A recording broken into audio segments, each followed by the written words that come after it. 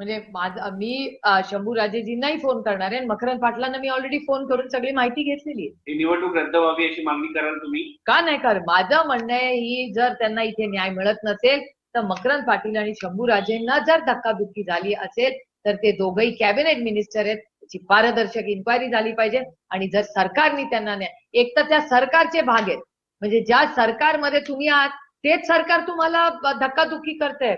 ते पांडुरंगा काय दिवस बघायला लागतायत महाराष्ट्रामध्ये.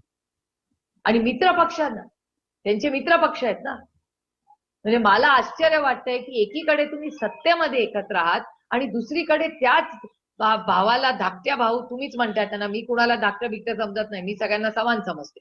पण धाकट्या भावाला जर अशी धक्काधुक्की असेल तर आपल्याला सगळ्यांनाच आत्मचिंतन करायची वेळ आहे की महाराष्ट्राचं राजकारण चाललंय कुठल्या दिशेने. आणि हे सुसंस्कृत महाराष्ट्राचं राजकारण नाही. मराठी माणूस हा एक स्वाभिमानी माणूस. तुम्ही छत्रपती शिवाजी महाराजांचं नाव घेऊन राजकारण करताना, शाहू फुले आंबेडकरांचं नाव घेऊन राजकारण करताना मग मार काय खाताय? अजित पवार भाजप मित्र पक्षांना नेहमी दाबतं अशा पद्धतीच्या चर्चा असतात, वारंवार तशा पद्धतीचे आरोप होत असतात.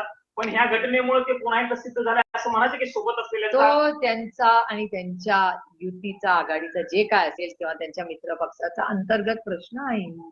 अजित पवारांच्या विधानसभा जागेवर काँग्रेस लढवण्यासाठी तयारी करते आहे. नाही, मला याची काय माहिती नाही. काँग्रेसनी आमच्याकडे काही चर्चा केली नाही. मी तुमच्या चॅनलवर आणि वर्तमानपत्रात वाचलं त्याच्याबद्दल.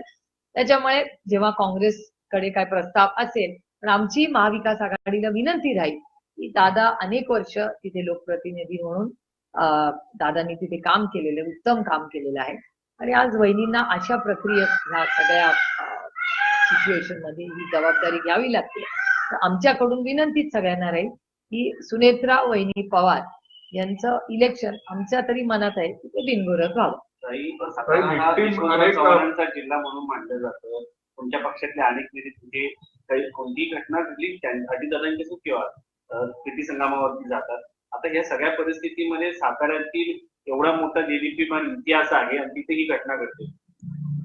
ते दुर्दैव आहे की 2 मंत्र्यांना धक्काधुक्की होते. म्हणजे मला खरं तर जेव्हा पहिल्यांदाच सांगितलं मला विश्वास पण बसला नाही की ज्या तुम्ही पालकमंत्री आहात तिथले, हिंमतच कशी होते यांच्यावर धक्काधुक्की करायची. मंत्र्यांवर अहो कोणीच धक्काधुक्की कोणाला करू नये. हे गुंडाराज नाहीये, हा भारत आहे. खूप लोकांनी स्वातंत्र्यासाठी स्वतःची आयुष्य घालवली आहे. त्यांनी उभं आयुष्य लढाईमध्ये घालवलंय, त्यांनी त्याग केलेले आहे. अशा परिस्थितीमध्ये तो सगळा इतिहास विसरून आज मित्र पक्ष एकामेकाला धक्काधुक्की करतायत. ती सरकारी यंत्रणा आज मित्र पक्ष माझं म्हणणे कोणी का असे ना, लोकशाहीमध्ये मग लोकशाही नाहीये का? मग शंभूराजे म्हणताय ते खरं आहे का की ह्या देशामध्ये लोकशाहीचा खून झालाय, हत्या झालेली आहे? ते पुन्हा पुन्हा दिसतंय. आम्ही विरोधक म्हणून बोलत होतो, आमच्यावर अन्याय झालाच ना. ज्या पद्धतीने आदरणीय पवार साहेबांचा पक्ष फोडला, आदरणीय पवार साहेबांना पक्षाच्या पदावरनं ज्या पद्धतीने काढलं, हे योग्य होतं का? आमची कोर्टात केस आजही चालू आहे. अन्याय नाहीये. ज्या शरद पवारांनी शून्यातून विश्व उभं केलं, आज त्या माणसाला तुम्ही पक्षावरनं काढून टाकता. आणि त्याची चूक काय? त्याची चूक एवढीच की त्यांनी कष्टाने शून्यातून विश्व उभं केलं, ही त्याची चूक. हा अन्याय नाही. हा उद्धव ठाकरेंवर अन्याय नाही झाला. उद्धवजींचे वडील बाळासाहेब ठाकरेंनी शिवसेना स्थापन केली. ते हयात असताना त्यांनी स्वतःचा उत्तराधिकारी म्हणून उद्धवजींना जबाबदारी दिली. मग उद्धवजी असतील, शरद पवार असतील, अशी किती उदाहरणं तुम्हाला देऊ? हा आमच्यावर अन्याय नव्हता. मग लोकशाहीची तेव्हाही हत्या झालीच होती ना. मग आता ती तर डायरेक्ट हातापायीवर आली आहे.